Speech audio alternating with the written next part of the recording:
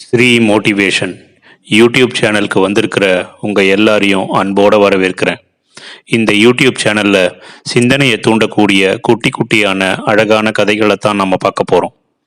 வாங்க கதைக்குள்ளே போகலாம்.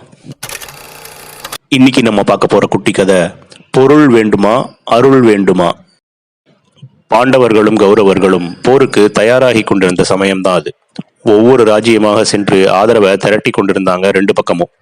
அப்போது கிருஷ்ணர் யாரோட சேரப்போறாரு அப்படிங்கிறது ஒரு பெரிய கேள்விக்குறியாகவே எல்லாருக்குமே இருந்தது. கிருஷ்ணர் ஒரு பெரிய அரசன், துவாரகாவை ஆட்சி செய்கிறாரு.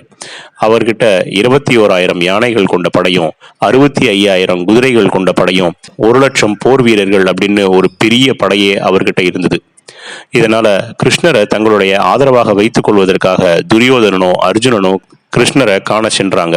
துரியோதனன் முதல்ல கிருஷ்ணரை காண சென்றான். அங்கே கிருஷ்ணர் படுத்து உறங்கிக் கொண்டிருந்தார். அதை கண்ட துரியோதன கிருஷ்ணரை எழுப்பாம அவருடைய தலைக்கு அருகில சென்று அமர்ந்தான்.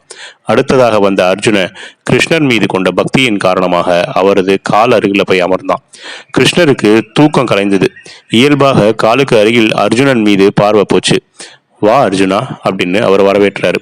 பிறகுதான் அவர் துரியோதனனை பார்த்தாரு. 2 பேருமே போருக்காக கிருஷ்ணரின் ஆதரவை கேட்கிறாங்க. இப்போது கிருஷ்ணர் சொல்றாரு, தான் ஒரு பக்கமோ தன்னுடைய படை ஒரு பக்கமோ இருப்போம், ஆனா நான் போரிட மாட்டேன். இப்போது இந்த இரண்டில் எது உங்களுக்கு வேணும் அப்படின்னு நீங்க தான் முடிவு பண்ணணும் அப்படின்னு சொன்னாரு கிருஷ்ணர். முதல்ல அர்ஜுனை பார்த்ததால அவங்கிட்டயே முதல்ல இந்த கேள்வியை அவர் கேட்கிறாரு. அதற்கு அர்ஜுனனோ, எனக்கு படையெல்லாம் வேண்டாம் கிருஷ்ணா, நீங்க என் கூட இருந்தாலே எனக்கு போதும் அப்படின்னு அவன் கேட்டான். துரியோதன மனசுக்குள்ள பாண்டவர்கள் இவ்வளவு பெரிய முட்டாளா அப்படின்னு அவன் யோசிக்க ஆரம்பிச்சான். சண்டை போடாத கிருஷ்ணரை வைத்துக்கொண்டு இவங்க அப்படி என்னதான் செய்ய போறாங்க அப்படின்னும் அவனுடைய மனசுல கேள்விகள் ஓடிக்கொண்டே இருந்தது. கிருஷ்ணரின் படைகளை துரியோதனன் கேட்டு வாங்கி கொண்டு மகிழ்ச்சியாக அங்கிருந்து போயும் விட்டான். இந்த ஒரே ஒரு முடிவு மொத்த மகாபாரதத்தின் முடிவையுமே மாற்றி அமைச்சிருச்சு. ஏன்னா துரியோதனன் தேர்ந்தெடுத்தது பொருளை, அர்ஜுனன் தேர்ந்தெடுத்தது கிருஷ்ணர் என்னும் அருளை. கிருஷ்ணர் எவர் பக்கமோ வெற்றியும் அவர் பக்கமே அல்லவா.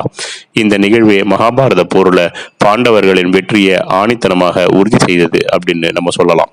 இந்த கதையே நாம இன்னொரு பக்கமாகவும் பார்க்கலாம்.